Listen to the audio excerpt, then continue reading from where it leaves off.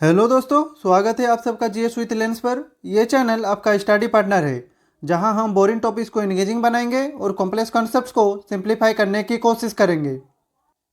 आज हम लोग इंटर-स्टेट रिलेशन वाला चैप्टर शुरू करने वाले हैं और ये नोट्स एम लक्ष्मीकांत सर की इंडियन पॉलिटी की पुस्तक पर आधारित है, जो आपको इस विषय का एक स्पष्ट और प्रामाणिक ज्ञान प्रदान करेंगे। तो चलिए शुरू करते हैं और सबसे पहले हम बात करेंगे की provisions in the constitution regarding to inter state relation. तो देखिए, भारत एक फेडरल स्ट्रक्चर है जिसमें सेंटर और स्टेट्स के बीच सामंजस्य बना रहता है। इसको और मजबूत बनाने के लिए कॉन्स्टिट्यूशन कुछ स्पेशल प्रोविजंस प्रोवाइड करती है। सबसे पहला प्रोविजन है adjudication of inter-state water disputes, यानी अगर दो या दो से ज़्यादा राज्यों के बीच पानी का विवाद होता है तो उसका समाधान कैसे होगा, ये आर्टिकल 262 के अंडर आता है। इन केसेज में पार्लियामेंट ट्रिब्यूनल बनाकर डिस्प्यूट्स को सुलझा सकता है और सुप्रीम कोर्ट का इसमें जुरिस्डिक्शन नहीं होता अगर पार्लियामेंट मना करे। दूसरा इंपॉर्टेंट प्रोविजन है कोऑर्डिनेशन थ्रू इंटर-स्टेट काउंसिल। तो ये आर्टिकल 263 के अंडर आता है, जो प्रेसिडेंट को इंटर-स्टेट काउंसिल एस्टेब्लिश करने का अधिकार देता है। ये काउंसिल राज्यों के बीच तालमेल बनाने, डिस्प्यूट डिस्कस करने और पॉलिसीज रेकमेंड करने का काम करती है। तीसरा प्रोविजन है mutual recognition of public act, record and judicial proceedings. तो इसका मतलब यह है कि एक राज्य के कानून, रिकॉर्ड्स और जुडिशियल डिसीजंस को दूसरे राज्यों में भी माना जाएगा। ये full faith and credit close के अंडर आता है, जो लीगल यूनिफॉर्मिटी बनाए रखने में मदद करता है। इसका चौथा इंपॉर्टेंट पॉइंट है freedom of inter-state trade, commerce and intercourse. तो इसको आर्टिकल 301 रेगुलेट करता है, जो ये डिक्लेयर करता है कि भारत के अंदर ट्रेड, कॉमर्स और इंटरकोर्स फ्री होगा।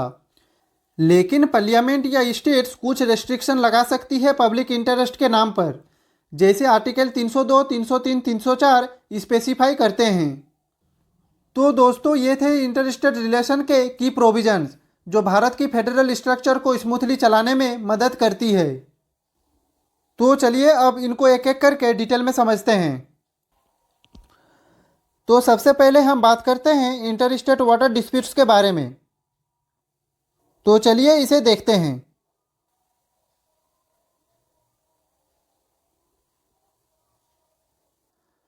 तो सबसे पहले हम जानते हैं, जब भी दो या दो से ज़्यादा राज्यों के बीच पानी का विवाद होता है तो उसका समाधान कैसे होता है। इसका जवाब हमें आर्टिकल 262 देता है।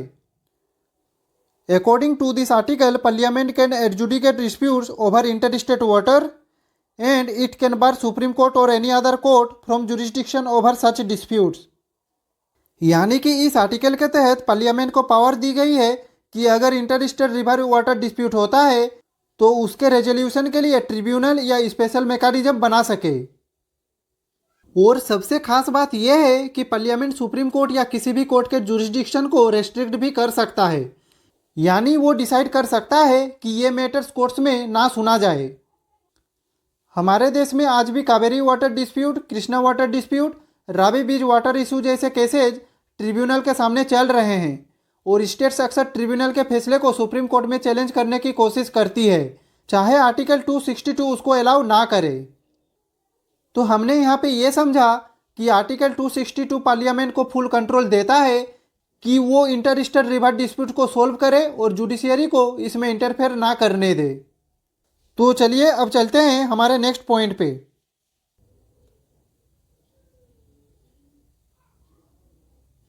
तो देखिए दोस्तों, इंटर-स्टेट रिवर वाटर मैनेजमेंट और डिस्प्यूट्स रेजोल्यूशन के लिए दो इंपॉर्टेंट लॉज बनाए गए हैं। पहला लॉ है river board act 1956 and it establishes river board for development and regulation.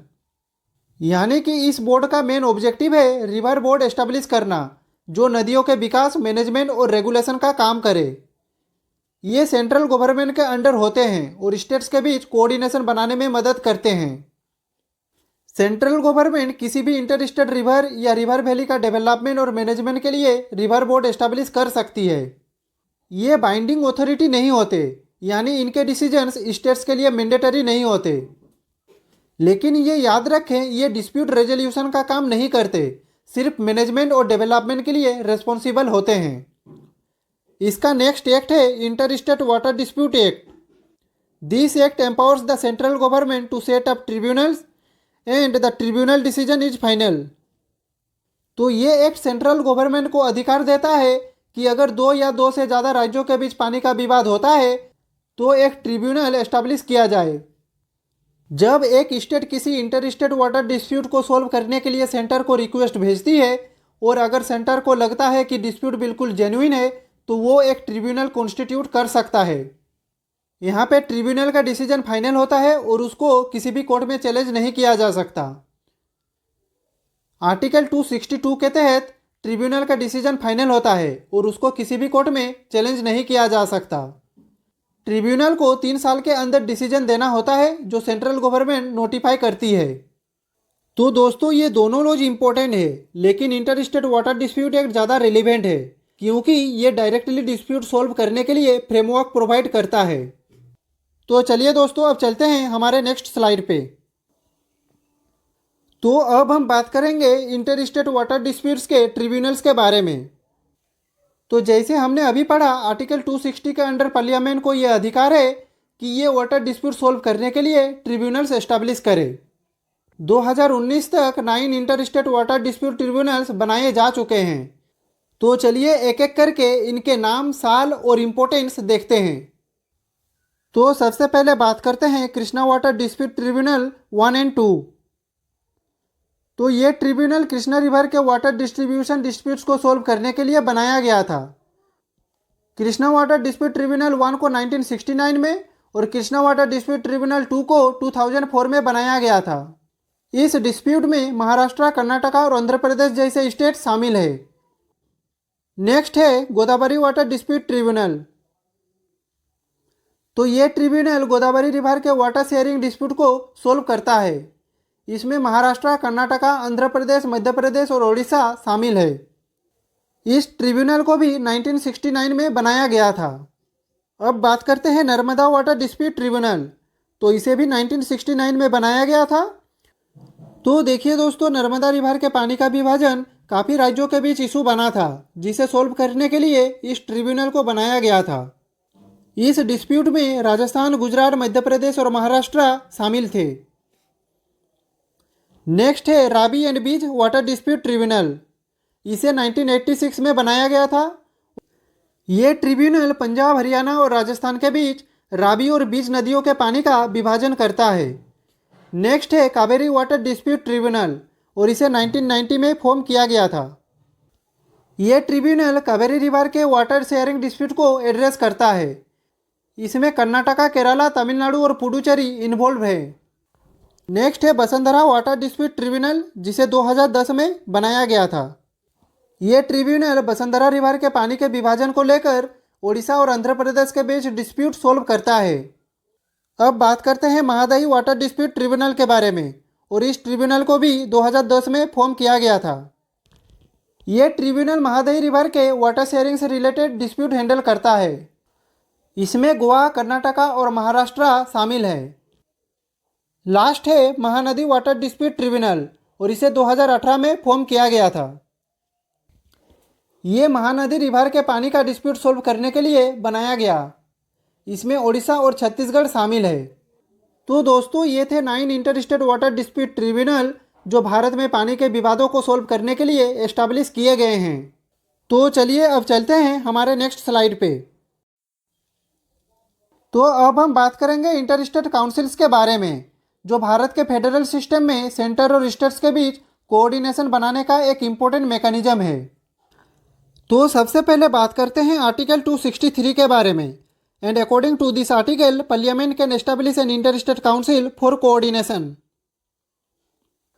तो देखिए, भारत का संविधान फेडरल स्ट्रक्चर को एडॉप्ट करता है, जिसमें सेंटर और स्टेट्स के बीच क्लोज कोऑर्डिनेशन होना बहुत जरूरी है। इसी कोऑर्डिनेशन को स्ट्रॉन्ग बनाने के लिए आर्टिकल 263 प्रेसिडेंट को अधिकार देता है कि वो एक इंटर स्टेट काउंसिल का गठन कर सके। इसका मेन मोटिव ये है कि राज्यों के बीच कोऑर्डिनेशन बढ़ाया जाए और जो भी डिस्प्यूट्स या इशूज हो उन्हें पीसफुली सॉल्व किया जाए। अगर फंक्शन की बात करें तो इसका पहला फंक्शन है to inquire into inter state dispute, यानी अगर किसी भी 2 या ज़्यादा राज्यों के बीच कोई विवाद या इशू होता है तो ये काउंसिल उस पर इंक्वायरी कर सकता है। नेक्स्ट फंक्शन है to investigate and discuss common interest subjects. तो देखिए, कई बार कुछ ऐसे विषय होते हैं जो सेंटर और स्टेट्स दोनों के लिए महत्वपूर्ण होते हैं, जैसे economic planning, law and order या टैक्सेशन पॉलिसीज। काउंसिल इन टॉपिक्स पर डिस्कशन और इन्वेस्टिगेशन करती है। इसका नेक्स्ट फंक्शन है to recommend policies for better coordination, यानी कि सेंटर और स्टेट के बीच सही कोऑर्डिनेशन बना रहे, इसके लिए काउंसिल पॉलिसीज रेकमेंड करती है ताकि पॉलिसी इम्प्लीमेंटेशन स्मूथली हो और किसी तरह का कॉन्फ्लिक्ट ना हो। तो अब सवाल उठता है कि इंटर स्टेट काउंसिल का गठन कब और किसने किया। तो it was established in 1990 under VP Singh government. तो देखिए, सरकारिया कमीशन ने रेकमेंड किया था कि एक परमानेंट इंटर स्टेट काउंसिल बनाया जाए जो सेंटर और स्टेट्स के बीच कोऑर्डिनेशन को इम्प्रूव करे। इस रिकमेंडेशन को वीपी सिंह गवर्नमेंट ने एक्सेप्ट किया और 1990 में इंटर स्टेट काउंसिल का गठन किया। तब से ये काउंसिल एक्टिवली काम कर रही है। तो चलिए अब चलते हैं हमारे नेक्स्ट स्लाइड पे। तो इस स्लाइड में हम सबसे पहले बात करते हैं इंटर स्टेट काउंसिल में कौन कौन से मेंबर होते हैं। तो सबसे पहले होते हैं प्राइम मिनिस्टर। तो इस काउंसिल के चेयरमैन खुद प्राइम मिनिस्टर होते हैं, जो इसका लीडरशिप और डिसीजन मेकिंग हैंडल करते हैं। नेक्स्ट है chief minister of all states and union territories with legislature, यानी कि भारत के सभी राज्यों के चीफ मिनिस्टर्स इसके मेंबर्स होते हैं ताकि स्टेट लेवल इशूज पर उनकी रिप्रेजेंटेशन हो सके।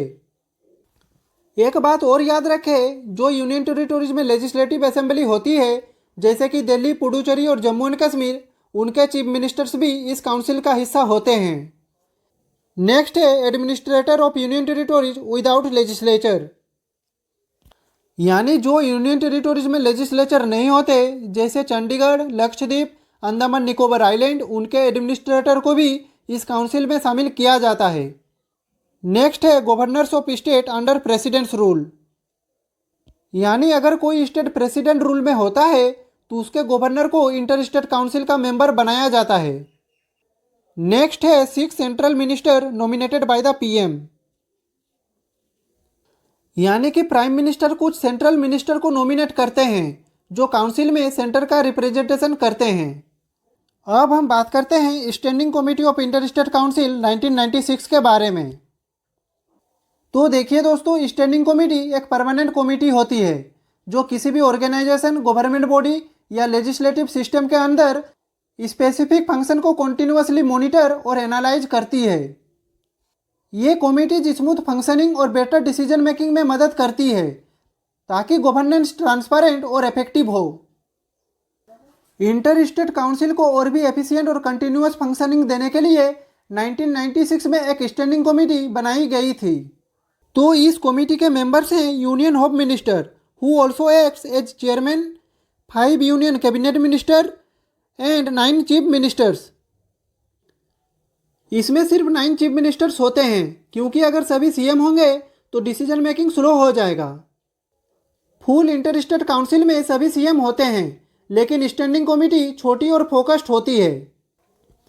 अगर स्टैंडिंग कमेटी की रोल के बारे में बात करें तो ये कमेटी इंटर स्टेट काउंसिल में आने वाले इशूज पर प्रिलिमिनरी डिस्कशन करता है, रिकमेंडेशन और पॉलिसीज का इवैल्यूएशन करता है और सेंटर और स्टेट्स के बीच बेटर कोऑर्डिनेशन बनाने में मदद करता है। तो चलिए दोस्तों, अब चलते हैं हमारे नेक्स्ट स्लाइड पे। तो इस स्लाइड में हम बात करेंगे public act, records and judicial proceedings के बारे में, जो इंश्योर करता है कि एक राज्य के कानूनी डॉक्यूमेंट्स और कोर्ट जजमेंट्स दूसरे राज्यों में भी रिकॉग्निशन पाए। इसका पहला पॉइंट है full faith and credit clause, and it means public act, record and judicial proceeding of one state are recognised in other states, यानी कि भारत के संविधान के तहत एक स्टेट के पब्लिक एक्ट, रिकॉर्ड और जुडिशियल प्रोसीडिंग्स दूसरे स्टेट में भी रिकॉग्नाइज्ड किए जाते हैं। इसका मतलब यह है कि अगर किसी स्टेट की गवर्नमेंट कोई ऑफिशियल रिकॉर्ड या लॉ बनाती है तो उसे दूसरे स्टेट्स भी मानते हैं, और किसी एक स्टेट में दिया गया सिविल कोर्ट का जजमेंट दूसरे स्टेट्स में भी माना जाएगा और एनफोर्स किया जा सकेगा। इसका नेक्स्ट पॉइंट है एग्जीक्यूशन ऑफ सिविल जजमेंट, यानी कि civil court judgments are executable across India but criminal judgments need separate enforcement. यानी कि सिविल कोर्ट्स के जजमेंट पूरे भारत में एग्जीक्यूटेबल होते हैं।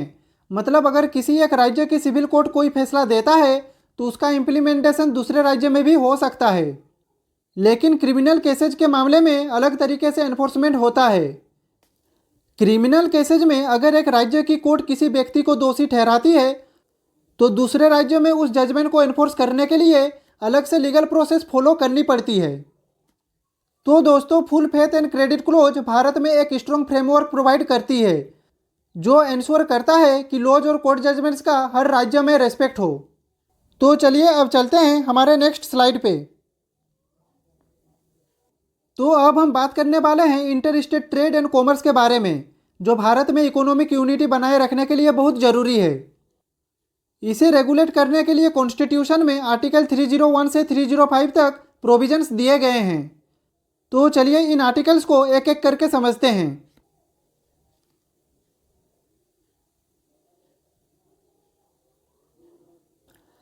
तो सबसे पहले बात करते हैं आर्टिकल 301 के बारे में। According to this article, trade, commerce and intercourse across India must be free. यानी कि भारत में ट्रेड, कॉमर्स और इंटरकोर्स को फ्री होना चाहिए। इसका मतलब यह है कि कोई भी स्टेट या रीजन अपने हिसाब से बैरियर्स नहीं लगा सकता। लेकिन दोस्तों, ये फ्रीडम एब्सोल्यूट नहीं है। कॉन्स्टिट्यूशन में कुछ एक्सेप्शन और रेस्ट्रिक्शंस भी दिए गए हैं। तो रेस्ट्रिक्शन के रिगार्डिंग पहला आर्टिकल है article 302 and according to this article parliament can impose restriction in the public interest. यानी कि पब्लिक इंटरेस्ट के लिए पार्लियामेंट ट्रेड पर रेस्ट्रिक्शन लगा सकती है, जैसे एसेंशियल कमोडिटीज का रेगुलेशन, ताकि किसी एक रीजन में शॉर्टेज ना हो।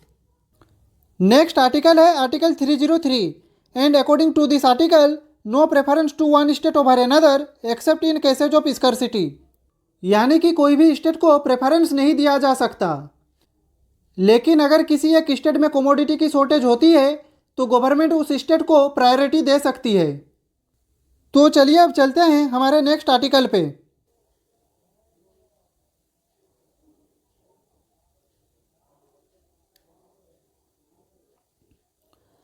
तो हमारा नेक्स्ट आर्टिकल है article 304 and according to this article state legislature can also impose reasonable restriction with presidential assent. यानी कि स्टेट्स भी ट्रेड पर कुछ रेस्ट्रिक्शन लगा सकती है, लेकिन सिर्फ तब जब प्रेसिडेंट की परमिशन मिली हो, जैसे रोड टैक्स, एंट्री टैक्स या स्पेशल लेवीज जो स्टेट डेवलपमेंट के लिए लगाए जा सकते हैं। नेक्स्ट आर्टिकल है article 305 and this article is about freedom subject to nationalisation laws. तो आर्टिकल 305 का बेसिक मतलब यह है कि ट्रेड और कॉमर्स का फ्रीडम तब तक वैलिड है जब तक वो नेशनलाइजेशन लॉ से कॉन्फ्लिक्ट नहीं करता। तो इसका सिंपल मतलब यह है कि अगर गवर्नमेंट किसी इंडस्ट्री या सेक्टर को नेशनलाइज करने का डिसीजन लेती है तो प्राइवेट बिजनेस पर रेस्ट्रिक्शन लग सकती है। जैसे पहले प्राइवेट कंपनीज कोल माइनिंग करती थी, लेकिन गवर्नमेंट ने कोल माइंस नेशनलाइजेशन एक्ट 1973 के थ्रू कोल इंडस्ट्री को नेशनलाइज कर दिया। इसके बाद सिर्फ गवर्नमेंट और कंपनीज जैसे कोल इंडिया लिमिटेड को माइनिंग का अधिकार मिला और प्राइवेट ट्रेड रेस्ट्रिक्ट हो गया। यानी कि अगर गवर्नमेंट किसी इंडस्ट्री को नेशनलाइज करती है तो प्राइवेट कंपनीज या इंडिविजुअल्स उस इंडस्ट्री में फ्रीली ट्रेड या ऑपरेट नहीं कर सकती। इसका मेन पर्पज पब्लिक वेलफेयर होता है, जिससे इकोनॉमिक इक्वलिटी और एसेंशियल सर्विसेज का प्रॉपर डिस्ट्रीब्यूशन एंश्योर हो सके। अब हम बात करेंगे रेगुलेशन अथॉरिटी के बारे में। तो parliament can appoint an authority for regulation but non exist so far. यानी कि पार्लियामेंट को यह अधिकार है कि वो एक अथॉरिटी अपॉइंट करे जो इंटर स्टेट ट्रेड को रेगुलेट करे, लेकिन अब तक ऐसी कोई स्पेसिफिक अथॉरिटी एग्जिस्ट नहीं करती। लेकिन जीएसटी काउंसिल कुछ हद तक ट्रेड रेगुलेशन का काम करती है। तो दोस्तों, भारत में इंटर स्टेट ट्रेड और कॉमर्स का बेसिक रूल यह है कि ये फ्री और बैरियर्स फ्री होनी चाहिए, लेकिन पब्लिक इंटरेस्ट, स्टेट रेगुलेशन और नेशनलाइजेशन लॉज के बेसिस पर रेस्ट्रिक्शन लगाए जा सकते हैं। तो आज के लिए बस इतना ही दोस्तों। नेक्स्ट वीडियो में हम बात करेंगे जोनल काउंसिल के बारे में और इस चैप्टर को ख़त्म करेंगे। अगर आपका कुछ भी डाउट हो तो आप कमेंट बॉक्स में पूछ सकते हैं। मिलते हैं अगले वीडियो में, तब तक के लिए खुश रहिए, स्वस्थ रहिए। जय हिंद, वंदे मातरम।